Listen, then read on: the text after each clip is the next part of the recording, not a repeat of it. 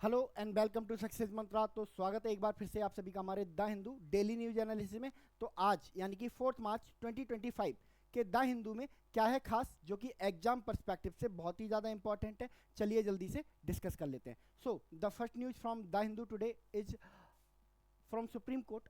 Supreme court seeks regulatory steps against vulgarity online. तो supreme court ने central government से सुझाव मांगा है, सजेशन मांगा है कि जो ऑनलाइन जो वल्गैरिटी फैली हुई है ना, ह्यूमर के नाम पे, कॉमेडी के नाम पे जो गालियां दी जा रही हैं, फ्रीडम ऑफ एक्सप्रेशन का गलत इस्तेमाल किया जा रहा है, इसको कैसे रोका जाए। बिकॉज ये कहीं ना कहीं हमारी सोसाइटी को बहुत ही ज़्यादा नेगेटिवली इम्पैक्ट करता है, खास करके एक हमारा जो एज ग्रुप है 16+। वैसे तो ये सारी एज ग्रुप को खराब कर रहा है। ठीक है, आप देखो अब 8 साल के 9 साल के बच्चे किस तरह के वर्ड का, डेरोगेटरी वर्ड का इस्तेमाल करते हैं, कैसी एब्यूसिव लैंग्वेज का इस्तेमाल कर रहे हैं, all thanks to these online platform जो ह्यूमर के नाम पे, कॉमेडी के नाम पे कुछ भी बोले जा रहे हैं। अब एक्चुअली क्या हुआ था कि सुप्रीम कोर्ट में एक पिटीशन फाइल की गई अभी हाल ही में।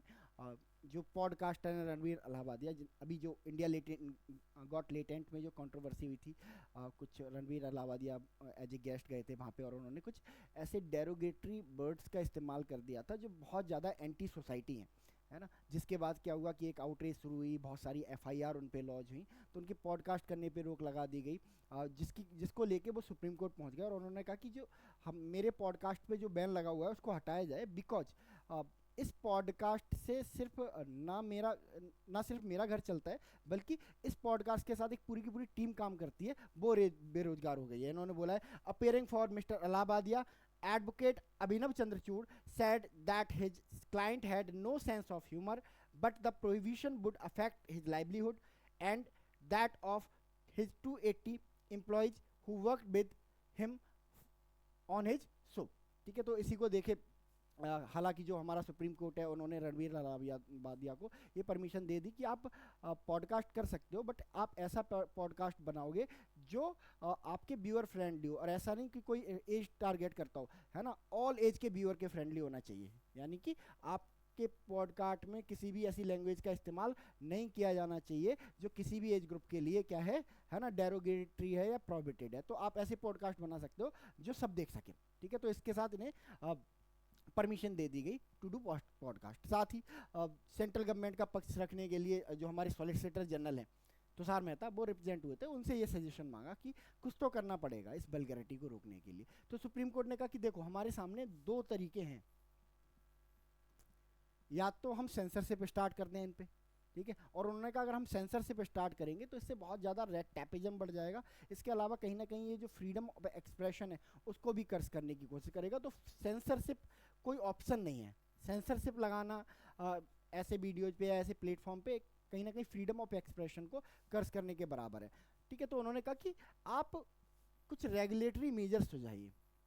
ठीक है, ये रेगुलेटरी मेजर्स क्या करेंगे, इन ऑनलाइन क्रिएटर्स को दे दिए जाएंगे कि भाई आपको जो भी कंटेंट बनाना है इस बाउंड्री के अंदर बनाना है। ठीक है, डू एंड डोंट्स बता दिए जाएंगे कि आपको पॉडकास्ट में या फिर किसी शो में, है ना, किस तरह की लैंग्वेज का कम से कम इस्तेमाल करना है। तो डू एंड डोंट्स बता देंगे, तो ये बेटर तरीका रहेगा। इससे जो फ्रीडम ऑफ एक्सप्रेशन है, जो रियल क्रिएटर है, उनकी फ्रीडम ऑफ एक्सप्रेशन भी कर्स नहीं होगी, है ना। एंड क्या होगा, ये सेल्फ रेगुलेटेड हो जाएंगे, है ना। सेंसरशिप क्या होती है, सेंसरशिप स्टेट मतलब स्टेट के द्वारा स्पॉन्सर्ड होती है, तो उसमें बहुत ज़्यादा चांसेज होते हैं, करप्शन के चांसेज होते हैं, हरासमेंट के चांसेस बहुत ज़्यादा होते हैं। तो इसी वजह से उन्होंने कहा कि हम रेगुलेटरी मेजर अप्लाई करना चाहते हैं ऑनलाइन प्लेटफॉर्म के ऊपर, ना कि सेंसरशिप वाले मेजर। देखते हैं कि किस तरह के सजेशन आप सेंट्रल गवर्नमेंट की तरफ से दिए जाते हैं। इसके साथ ही ये जो बेंच है इसको हेड कौन कर रहे थे, जस्टिस सूर्यकांत। ठीक है, चलिए नेक्स्ट न्यूज की तरफ मूव करते हैं। So the next news is from Uttar Pradesh. UP woman on death row in UAE already executed, centre tells Delhi high court. Actually हुआ क्या कि एक उत्तर प्रदेश की एक लेडी जिसका नाम शहजादी खान है, 33 साल इनकी एज थी, और ये यूएई के अबू धाबी में, यूएई है ना, एक अरब कंट्री है, यूनाइटेड अरब अमीरात, इसकी जो कैपिटल है वो क्या है, आबू धाबी। ठीक है, तो आबू धाबी में काम करने गई, और काम क्या करती थी वो, एक तरह से बेबी सिटर का काम करती थी, बच्चे पालने का, है ना। जैसे होता ना कि अमीर जो रिच लोग होते हैं वो बाहर चले जाते हैं, काम करने चले जाते हैं, तो उनके बच्चे की देखभाल के लिए इनको लगा दिया गया था, शहजादी खान को।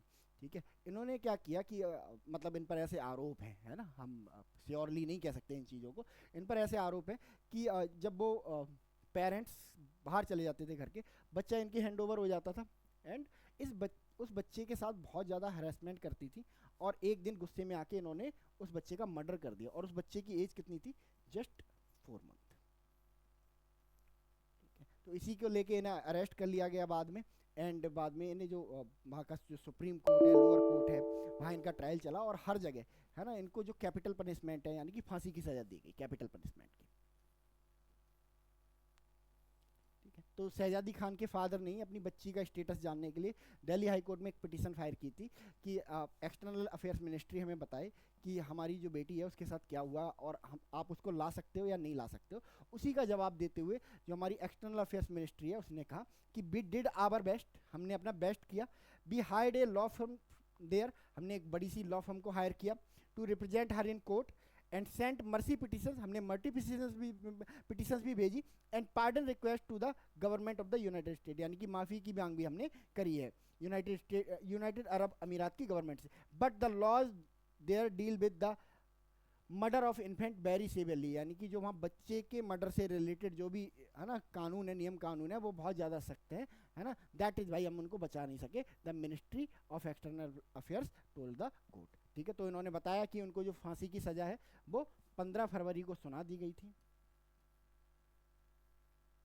ठीक है, और इनकी जो फांसी है वो भी 15 फरवरी को ही हो गई थी, एंड 5 मार्च को इनके लास्ट रिचुअल्स वहीं अबू धाबी में परफॉर्म किए जाएंगे।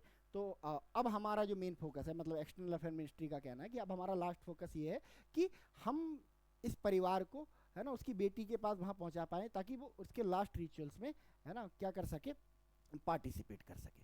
ठीक है, तो ये रही न्यूज यहाँ से। यूएई की करेंसी क्या है ये आप बताओ मुझे कमेंट सेक्शन में। ठीक है, चलिए नेक्स्ट, ऑस्कर अवार्ड्स बहुत दुनिया के सबसे प्रेस्टिजियस अवार्ड माने जाते हैं ये, और इनका डिस्ट्रीब्यूशन हुआ अभी हाल ही में, और किस किस मूवी को ये अवार्ड मिले हैं। ठीक है, अगर बात करें सीरीज में तो ये 97th ऑस्कर अवार्ड थे। ठीक है, कहाँ पे हुए, हॉलीवुड, लास वेगास। ठीक है, एक मूवी है जिसका नाम है अनोरा, इसको बहुत सारे अवार्ड मिले हैं, है ना, अनोरा, चाहे ओरिजिनल स्क्रीन प्ले की बात करें तो अनोरा को मिला है, एडिटिंग की अनोरा को मिले हैं, सीन बेकर को, है ना, बहुत इंडिपेंडेंट मूवी है, और एक बहुत ही इंटरेस्टिंग मूवी है, सेक्स वर्कर के अराउंड इसकी एक पूरी कहानी इवॉल्व करती है। और अगर बात करें बेस्ट एक्ट्रेस की, तो बेस्ट एक्ट्रेस का अवार्ड मिला है माइकी मैडिसन को, और ये भी फिल्म अनोरा के लिए मिला है। बेस्ट एक्टर की अगर बात करें तो ये मिला है एड्रियन ब्रॉडी को, ठीक है, जो मूवी है द ब्रूटलिस्ट। सपोर्टिंग एक्ट्रेस जो सैल्डना एमिलिया पेरेज के लिए मिला है। सपोर्टिंग एक्टर की बात करें कैरन चल्किन द रियल पेन के लिए मिला है। और अगर बात करें सिनेमेटोग्राफी तो ब्रूटलिस्ट के लिए मिला है। विजुअल इफेक्ट की अगर बात करें तो डन पार्ट 2 लैम्बार्ट जेम्स सेलकॉम्बे एंड नीजर को मिला है। साउंड की बात करें तो ये भी डन पार्ट 2 को ही दिया गया है। ओरिजिनल सॉन्ग की बात करें तो एलमेल एमिला पेरिज के लिए मिला है इसके लिए। एडेप्टेड स्क्रीन प्ले कॉन्क्लेव के लिए मिला है। एनिमेटेड फीचर फ्लो मूवी को दिया गया ये अवार्ड। तो ये कुछ इंपॉर्टेंट अवार्ड हैं जो ऑस्कर में कल डिस्ट्रीब्यूट किए गए। चलिए नेक्स्ट न्यूज़ की तरफ मूव करते हैं।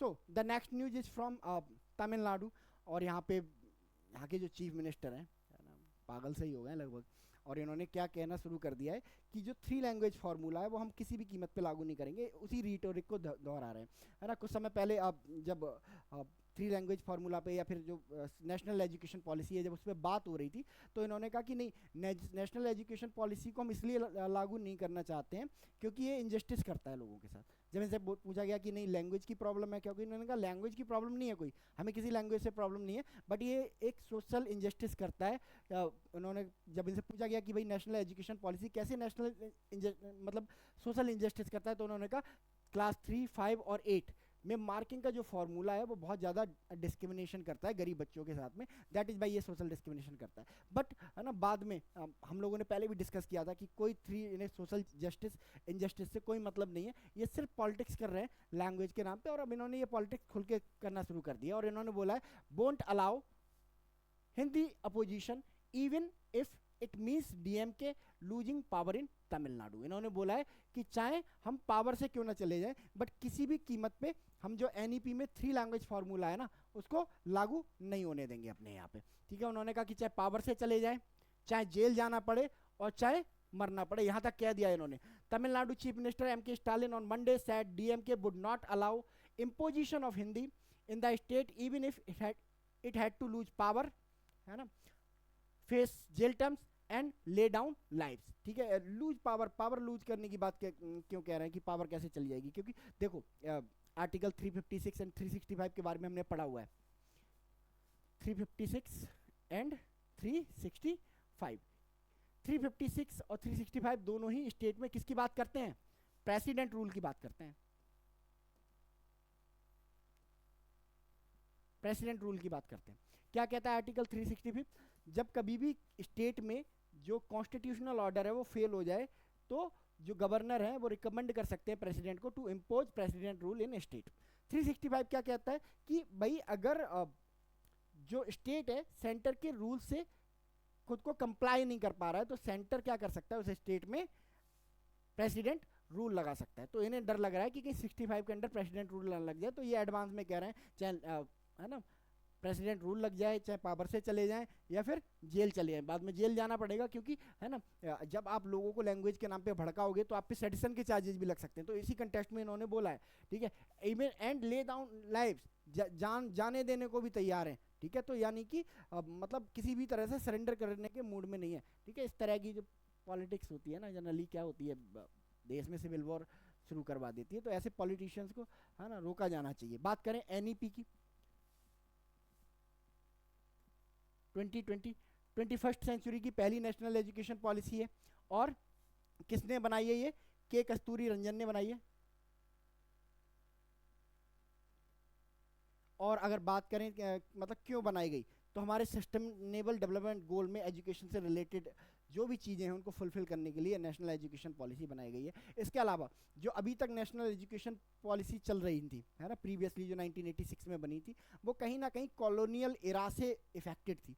तो हमारी एजुकेशन को कॉलोनियल एरा से है ना मुक्त करने के लिए, फ्री करने के लिए नेशनल एजुकेशन पॉलिसी 2020 लाई गई है। ठीक है, चलिए next news is from Aditya eleven.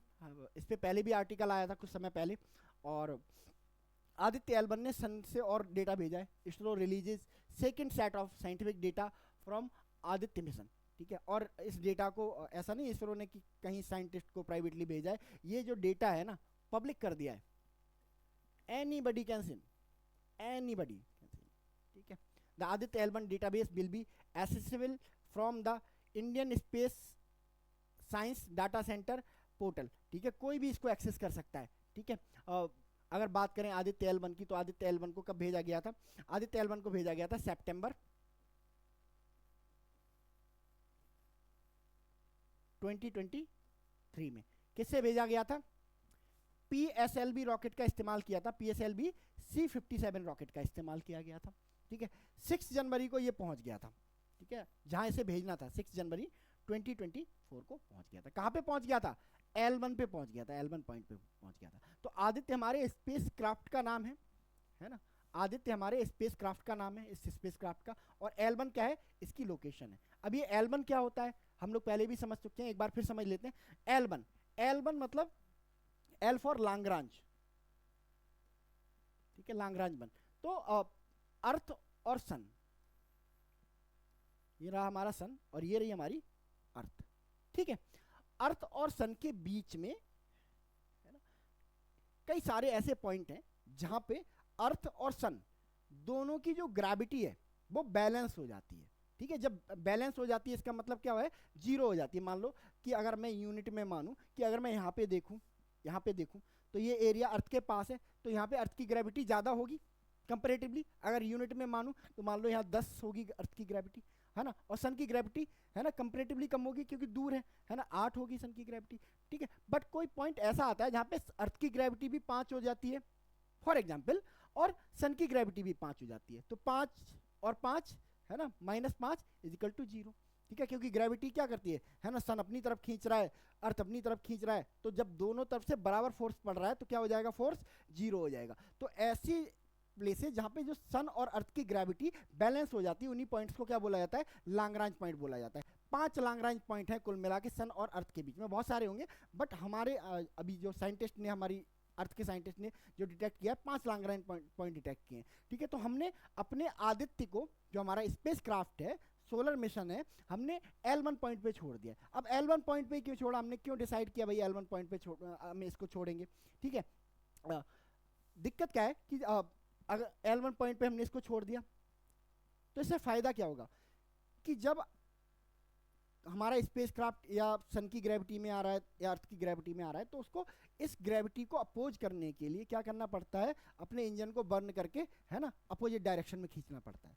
But जब ग्रेविटी नहीं होगी तो इंजन स्टार्ट नहीं करना पड़ेगा, इंजन स्टार्ट नहीं करना पड़ेगा तो बहुत सारा फ्यूल बचेगा, और जब फ्यूल बचेगा तो हमारा जो आदित्य स्पेसक्राफ्ट है और ज़्यादा दिनों तक सर्वाइव कर पाएगा। तो ये क्या करता है, लैग्रांज पॉइंट पे आदित्य को प्लेस करना, इसकी ड्यूरेबिलिटी को बढ़ाना है। तो that is why the mission is known as Aditya L1। कितनी दूरी पे है सन से, the L1 point is 1.5 million kilometre from the earth towards the sun, यानी कि हमारी जो अर्थ है उससे 1.5 लाख किलोमीटर दूर है ये लगभग। ठीक है, चलिए नेक्स्ट अर्थ लेयर की बात कर ले, देख लेते हैं अर्थ की कौन कौन सी लेयर है ना। ये देखो अर्थ का कोर है, ये अर्थ का कोर हो गया। ठीक है, ये वाला जो रीजन है इसको क्या बोलते हैं, रेडिएशन जोन बोलते हैं। ठीक है, फिर ये रीजन आ जाता है सबसे इंपॉर्टेंट लेयर है, इसी को क्या बोला जाता है, फोटोस्फीयर। ठीक है, फोटोस्फीयर के बाहर कौन सी है, क्रोमोस्फीयर। ठीक है, फिर ये जो है कोरोना। तो अगर आपसे पूछा जाए कि सन की सबसे आउटर लेयर कौन सी है, कोरोना है, याद रखना। ठीक है, फिर क्रोमोस्फीयर, फिर फोटोस्फीयर, फिर आपका ये वाला कन्वेक्शन जोन, फिर रेडिएशन जोन, देन आपका कोर। ठीक है, कोर हमारे सबसे सेंटर में आती है। ठीक है, चलिए next news from India Afghanistan Pakistan, sorry. ठीक है, तो अफगानिस्तान और पाकिस्तान के बीच में जो टसल है ना, बहुत समय से चल रहा है। कि क्या हुआ था 2021 में, अफगानिस्तान को कंट्रोल कर लिया था तालिबान ने कंट्रोल कर लिया। तालिबान को माना जाता था कि ये पाकिस्तान का फ्रेंड है, यानी कि पाकिस्तान के प्रति फ्रेंडली रवैया रखता है। तो जब तालिबान पावर में आया तो पाकिस्तान को लगा कि अब वो बॉर्डर एक्सपेंशन कर सकता है ना, अफगानिस्तान का बहुत सारा एरिया कब्जा सकता है, और तालिबान कुछ नहीं कहेगा या तालिबान प्यार से ही दे देगा। बट ये जो तालिबान इस बार आया है, तालिबान 2.2, ये तालिबान बहुत स्मार्ट है और ये बहुत ज़्यादा स्ट्रिक्ट है अपनी सोवरेनिटी को लेके। तो पाकिस्तान ने जब इनसे इनके एरियाज मांगे कि है ना, एरियाज मांगना इन द सेंस इनकी पाकिस्तान की मिलिट्री ने इनके एरिया में एनक्रोच करना शुरू करा। पाकिस्तान ने एक्सपेक्ट किया था कि अफगानिस्तान की आर्मी कुछ नहीं बोलेगी, है ना, तो अफगानिस्तान की आर्मी ने रिटेलिएट किया। तो पाकिस्तान ने उनसे पूछा कि भैया हम तो फ्रेंड हैं, उन्होंने कहा फ्रेंड हैं बट इसका मतलब ये नहीं है कि आप हमारी टेरिटरी में घुस जाओगे। तो अफगानिस्तान ने उल्टा ब्लेम करना शुरू कर दिया, है ना। पाकिस्तान ने कहा कि भाई, है ना, ये टेरिटरी हमारी है। अफगानिस्तान ने कहा कि कोई टेरिटरी तुम्हारी नहीं है, इवन आप जो खैबर KPK है ना, खैबर पख्तूनख्वा जो आपका स्टेट है, वो अफगानिस्तान की बाउंड्री है। उन्होंने क्लेम करना शुरू कर दिया KPK को। तो इन दोनों के बीच में क्या शुरू हो गया, टसल शुरू हो गया। अब ये टसल पहले मिलिट्री तक सीमित था, अब ये शुरू हो गया ट्रेड तक। तो क्या हो गया, दोनों तरफ से ब्लॉकेड हो गया है। तो अफगानिस्तान के जो ट्रेडर हैं वो पाकिस्तान नहीं जा पा रहे हैं, पाकिस्तान के ट्रेडर अफगानिस्तान नहीं जा पा रहे हैं। अफगानिस्तान से जब पूछा गया कि इसका सॉल्यूशन क्या है, उन्होंने कहा कोई सॉल्यूशन नहीं है, हमने शुरू किया ही नहीं, है ना। हमने तो क्या किया है, बस जवाब किया हमने। पहले जब इन्होंने हमारे एरियाज को इंक्रोच किया तो हमने क्या करने की कोशिश की, इनसे डायलॉग करने की कोशिश की। तो इन्होंने क्या करना शुरू कर दिया, बॉर्डर पे कॉन्फ्लिक्ट करना शुरू कर दिया। अब हम इनको क्या कर रहे हैं, एक बिफिटिंग रिप्लाई दे रहे हैं। ठीक है, तो अब पाकिस्तान की ये जिम्मेदारी बनती है कि वो हमसे आके बात करे, मतलब बॉर्डर का जो रेजोल्यूशन है वो हमसे आके करे, हम तो इनसे कोई बात करने नहीं जा रहे हैं। ठीक है, तो अफगानिस्तान भी इनके सामने झुकने को तैयार नहीं है। अफगानिस्तान की कैपिटल काबुल है, और करेंसी की बात करें तो इनकी कैपिटल है अफगानी। ठीक है, पाकिस्तान की कैपिटल इस्लामाबाद, और करेंसी क्या है इनकी, पाकिस्तानी रुपीस। ठीक है, तो ये रहा आज का द हिंदू एनालिसिस। मिलते हैं कल के द हिंदू एनालिसिस के साथ, तब तक के लिए thank you so much and God bless you all.